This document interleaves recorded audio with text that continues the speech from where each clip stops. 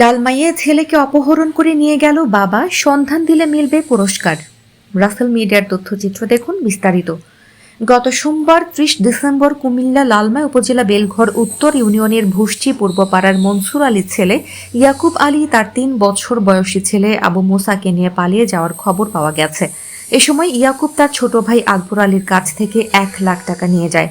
কেউ ইয়াকুব আলীর সন্ধান পেলে 01833449285 অথবা 01863179791 এই নম্বরে যোগাযোগ করার অনুরোধ জানিয়েছে পরিবার।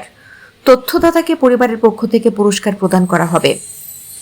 এই ছেলেটার ছোট বাচ্চাটার একটু সন্ধান চাই আমরা। যে কোনো জায়গায় যদি আপনারা যদি পান তাহলে আপনারা সবাই একটু সহযোগিতা করেন। একটা নাম্বার দিচ্ছে, এই নাম্বারে যোগাযোগ করবেন আপনারা। গত সোমবার ৩০ তারিখ ডিসেম্বরের ৩০ তারিখ 2024 সাল সোমবার রাত্রে গেছে। ছেলে আপনার কি হয়? ছেলে আমার নাতি।